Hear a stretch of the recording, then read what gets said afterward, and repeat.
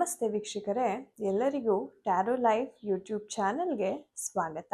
ನಾನು ಡಾಕ್ಟರ್ ರಮ್ಯಾ. ವೀಕ್ಷಕರೇ, ಎಷ್ಟೋ ಜನ ಕೇಳ್ತಾ ಇದ್ರಿ ಹನುಮಾನ್ ಚಾಲೀಸ ಅಥವಾ ಹನುಮಾನ್ ಒಂದು ವ್ರತ ಅಥವಾ ಚಾಲೀಸ ಎವ್ರಿಡೇ ಹೇಳ್ಕೊಳ್ಳೋದ್ರಿಂದ ನಮ್ಮ ಒಂದು ಜೀವನದಲ್ಲಿ ಬಹಳ ದೊಡ್ಡ ಮಟ್ಟದ ಒಂದು ಬದಲಾವಣೆ ಅಂತಕ್ಕಂಥದ್ದು ಆಗತ್ತೆ ಅಂತ.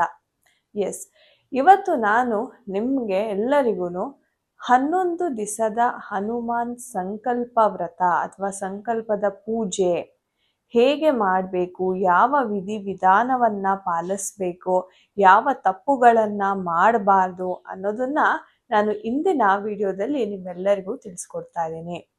ಯಾರಿಗೆ ಹಣಕಾಸಿನ ಸಮಸ್ಯೆ ಇದೆ, ಕೆಲಸ ಸಿಗ್ತಾ ಇಲ್ಲ, ಜಾಬ್ ಆಗ್ತಾ ಇಲ್ಲ, ಫಿನಾನ್ಷಿಯಲ್ ಸ್ಟ್ರಗಲ್ಸ್ ಇದೆ, ಲೋನ್ ಮಾಡ್ಕೊಂಡಿದ್ದೀನಿ, EMI ಕಟ್ಲಿಕ್ಕೆ ಆಗ್ತಾ ಇಲ್ಲ, ಒಂದು ದೊಡ್ಡ ತಲೆ ಮೇಲೆ ಒಂದು ದೊಡ್ಡ ಬಂಡೆನೇ ಬಂದು ಕೂತಿದೆ, ಇಂತಹ ಒಂದು ಕ್ರಿಟಿಕಲ್ ಸಿಚುವೇಶನಲ್ಲಿ ನೀವೇನಾದರೂ ಇದ್ದರೆ ಖಂಡಿತವಾಗಿಯೂ ನೀವು ಈ ಒಂದು 11 ದಿವಸದ ಹನುಮಾನ್ ಸಂಕಲ್ಪ ಮಾಡುವುದು ತುಂಬಾ ಅತ್ಯಗತ್ಯ. ಕೆಲವ್ರಿಗೆ ನಾನು ಕಂಡಿರೋ ಹಾಗೆ ಹನುಮಾನ್ ಸಂಕಲ್ಪ ಶುರು ಮಾಡಲಿಕ್ಕೆ ಆಗಲ್ಲ.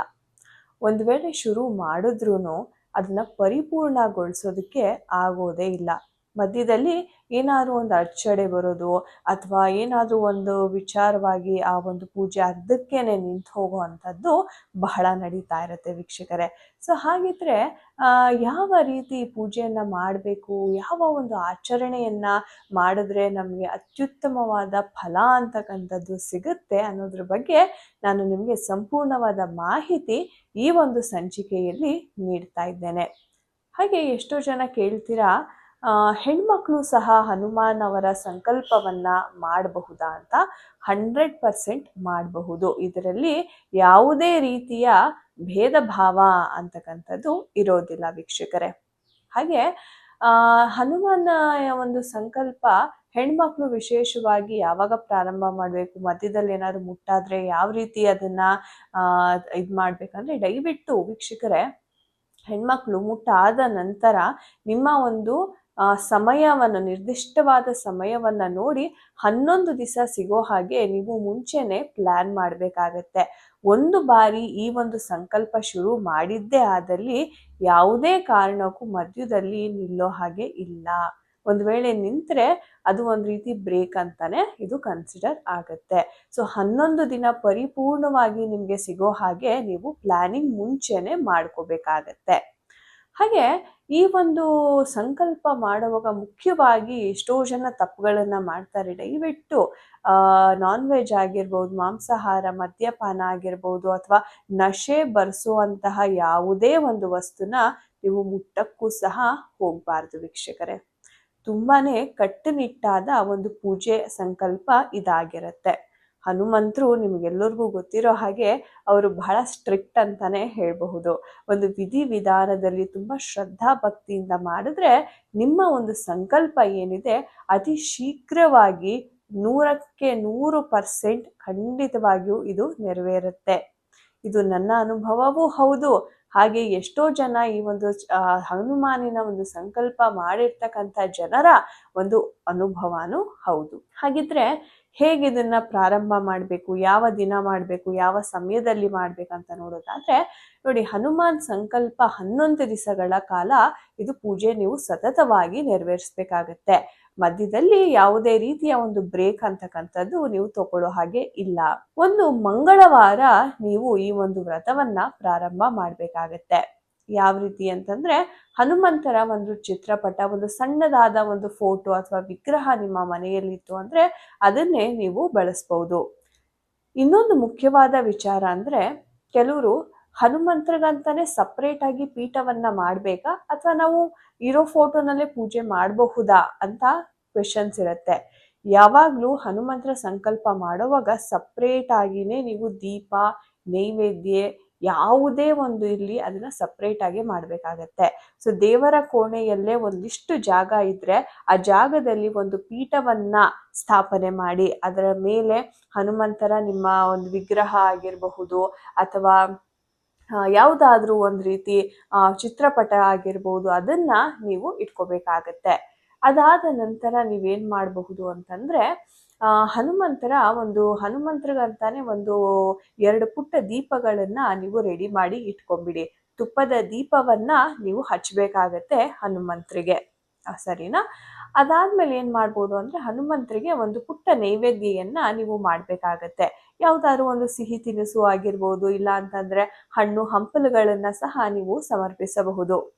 ಇದಾದ ನಂತರ ನೀವೇನ್ ಮಾಡ್ಬೇಕಂದ್ರೆ ದೀಪವನ್ನ ಅಂಟಿಸಿ ನೀಟಾಗಿ ಮನೆಯನ್ನ ಫಸ್ಟ್ ಶುಭ್ರಗೊಳಿಸಿ. ಯಾವುದೇ ರೀತಿಯ ನಾನ್ ವೆಜ್ ಆಗ್ಲಿ ನೀವಾಗ್ಲಿ ನಿಮ್ಮ ಮನೆಯವರಾಗ್ಲಿ ತಿನ್ನೋ ಹಾಗೆ ಇಲ್ಲ. 11 ದಿವಸವರೆಗೂ ಬಹಳ ಬಹಳ ಒಂದು ಕಟ್ಟುನಿಟ್ಟಾದ ಇದು ಸಂಕಲ್ಪ ಆಗಿರತ್ತೆ ವೀಕ್ಷಕರೇ. ಹಾಗೆ ಪೂಜೆ ಎಲ್ಲ ಸಿದ್ಧತೆ ಮಾಡಿ ನೈವೇದ್ಯ ಎಲ್ಲ ಮಾಡಿ ಪೂಜೆ ಮಾಡಿದ ನಂತರ ನೀವು 11 ಬಾರಿ ಹನುಮಾನ್ ಚಾಲೀಸವನ್ನ ಪಠನೆ ಮಾಡ್ಬೇಕಾಗತ್ತೆ. ಯಾರಿಗೆಲ್ಲ 11 ಬಾರಿ ಪಠನೆ ಮಾಡ್ಲಿಕ್ಕೆ ಆಗಲ್ಲ, ನನಗೆ ಅಷ್ಟು ಸಮಯ ಇಲ್ಲ ಅನ್ನುವವರು 3 ಬಾರಿ 5 ಬಾರಿ ಅಥವಾ 7 ಬಾರಿ ಈ ರೀತಿ ಬೆಸ ಸಂಖ್ಯೆಯಲ್ಲಿ ನಿಮ್ಮ ಪಠನೆಯನ್ನ ನೀವು ಮಾಡ್ಬೋದು ವೀಕ್ಷಕರೇ. ಹಾಗೆ ಮಾಡಿದ ನಂತರ ಮತ್ತೆ ಹನುಮಂತರಿಗೆ ಆರತಿಯನ್ನ ಮಾಡಿ ಆ ಸಂಕಲ್ಪವನ್ನ ನೀವು ಮುಗಿಸ್ಬೇಕು. ಈಗ ಯಾವ ಸಮಯದಲ್ಲಿ ಮಾಡ್ಬೇಕು ಅಂತಂದ್ರೆ ಅತ್ಯುತ್ತಮವಾಗಿ ನೀವು ಬೆಳಗಿನ ಒಂದು ಬ್ರಾಹ್ಮಿ ಮುಹೂರ್ತದಲ್ಲಿ ಈ ಒಂದು ಪೂಜೆಯನ್ನ ಮಾಡ್ಕೊಂಡ್ರೆ ಅತ್ಯುತ್ತಮವಾದ ಫಲ ಅಂತಕ್ಕಂಥದ್ದು ಹೇಳ್ಬೋದು. ಅಫ್ಕೋರ್ಸ್ ಎಷ್ಟೋ ಜನಕ್ಕೆ ಹೇಳಕ್ಕಾಗತ್ತಾ ಅಂತ ಒಂದು ಡೌಟ್ ಇರುತ್ತೆ. ಆದ್ರೆ ನೀವು ಖಂಡಿತವಾಗಿಯೂ ಹೇಳಕ್ ಸಾಧ್ಯ ಇರುತ್ತೆ. ಶ್ರೀರಾಮನನ್ನ ನೆನೆದು ಹನುಮಂತರನ್ನ ನೆನೆದು ನನಗೆ 11 ದಿವಸ ಈ ಒಂದು ಸಂಕಲ್ಪ ಈಡೇರೋ ಹಾಗೆ ನೀನು ಆಶೀರ್ವಾದ ಮಾಡಪ್ಪ ಅಂತ ಭಕ್ತಿಯಿಂದ ಬೇಡಿ ಖಂಡಿತವಾಗ್ಲೂ ನೀವು ಶುರು ಮಾಡಿ. ಕನಿಷ್ಠ ಪಕ್ಷ 6 ಗಂಟೆ ಅಥವಾ 6:30 ಒಳಗಡೆ ನೀವು ಈ ಸಂಕಲ್ಪವನ್ನ ಪ್ರತಿನಿತ್ಯ ಮುಂಜಾನೆ ಮುಗಿಸಿದ್ರೆ ಬಹಳ ಒಂದು ಉತ್ತಮವಾದ ಫಲ ಅಂತಕ್ಕಂಥದ್ದು ನಿಮ್ದಾಗುತ್ತೆ ಅಂತ ಹೇಳಬಹುದು. 11 ದಿನ ಈ ಒಂದು ಸಂಕಲ್ಪ ಪೂಜೆಯನ್ನ ಮುಗಿಸಿದ ನಂತರ ನೀವೇನ್ ಮಾಡ್ಬೇಕು ಅಂತಂದ್ರೆ ಹನುಮಂತರ ಗುಡಿಗೆ ಹೋಗ್ಬಿಟ್ಟು ಹನುಮಂತರಿಗೆ 21 ವಿಳ್ಯದೆಲೆ ಕಟ್ಟಿರ್ತಕ್ಕಂಥ ಹಾರವನ್ನ ನೀವು ಸಮರ್ಪಿಸಿ ನಿಮ್ಮ ಸಂಕಲ್ಪ ಪೂರ್ತಿಯನ್ನ ನೀವು ಮಾಡ್ಬೇಕಾಗತ್ತೆ. ಸೊ ಅಲ್ಲಿಗೆ ನಿಮ್ಗೆ ಈ 11 ದಿವಸದ ಹನುಮಾನ್ ಸಂಕಲ್ಪ ಪೂರ್ಣಗೊಳ್ಳುತ್ತೆ. ಸೊ ಈ ಒಂದು ಸಂಕಲ್ಪ ಮಾಡ್ಬೇಕು ಅಂದ್ರೆ ಎಷ್ಟು ವಿಚಾರಗಳನ್ನ ನಾವು ಕೇಳ್ಕೋಬಹುದು ಅಂತ ಸಹ ಸಾಮಾನ್ಯವಾಗಿ ನಿಮ್ಗೆ ಪ್ರಶ್ನೆ ಇರುತ್ತೆ. ಯಾವುದಾದರೂ ಒಂದು ಕೋರಿಕೆ ಮಾತ್ರ ನೀವು ಕೇಳ್ಕೋಬೇಕಾಗತ್ತೆ ಅಂಡ್ ನಿಮ್ಗೆ ಕ್ಲಾರಿಟಿ ಇರಬೇಕಾಗತ್ತೆ. ಹೌದು, ನನಗೆ ಜಾಬ್ ಸಿಗ್ಬೇಕಾಗಿದೆ, ನಾನು ಮನೆ ತಗೋಬೇಕಾಗಿದೆ, ನನಗೆ ಬ್ಯಾಂಕ್ ಲೋನ್ ಸ್ಯಾಂಕ್ಷನ್ ಆಗ್ಬೇಕಾಗಿದೆ, ಅಥವಾ ನನ್ನ ಮಕ್ಕಳ ಎಜುಕೇಶನ್ ಚೆನ್ನಾಗಾಗ್ಬೇಕು. ಸೊ ಈ ತರ ಯಾವುದಾದರೂ ಒಂದು ಕಟ್ಟುನಿಟ್ಟಾದ ಒಂದು ಕೋರಿಕೆಯನ್ನ ಮಾತ್ರ ನೀವು ಮೈಂಡಲ್ಲಿ ಇಟ್ಕೊಂಡು ಈ ವ್ರತವನ್ನ ನೀವು 11 ದಿವಸ ಮುಗಿಸಿದ್ದೆ ಆದಲ್ಲಿ ಹನುಮಂತರ ಒಂದು ಆಶೀರ್ವಾದದಿಂದ ಖಂಡಿತವಾಗ್ಲೂ ನಿಮ್ಮ ಆ ಕೋರಿಕೆ ಅತ್ಯಂತ ಶೀಘ್ರವಾಗಿ ನಿಮ್ಮ ಕರ್ಮಾನುಸಾರವಾಗಿ ಇದು ನೆರವೇರುತ್ತೆ ಅಂತಾನೆ ಹೇಳ್ಬೋದು ವೀಕ್ಷಕರೇ.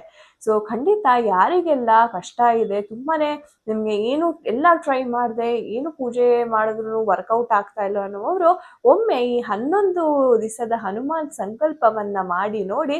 ಚಮತ್ಕಾರ ಅಂತಕ್ಕಂಥದ್ದು ನಿಮ್ಮ ಕಣ್ಣ ಮುಂದೆಯೇ ನಡೆಯುತ್ತೆ. ಸೊ ನಿಮ್ಗೇನಾದ್ರೂ ಡೌಟ್ಸ್ ಇದ್ರೆ ಈ ಪೂಜೆ ವ್ರತದ ಬಗ್ಗೆ ಖಂಡಿತ ಕಮೆಂಟ್ ಸೆಕ್ಷನ್ ಅಲ್ಲಿ ತಿಳಿಸಿ. ಶ್ರೀರಾಮರನ್ನ ನೆನೆತಾ ನೀವು ಸಹ ಈ ಒಂದು ಪೂಜೆಯನ್ನ ಮಾಡಿ. ಎಲ್ಲರಿಗೂ ಒಳ್ಳೇದಾಗ್ಲಿ. ಹರೇ ಕೃಷ್ಣ.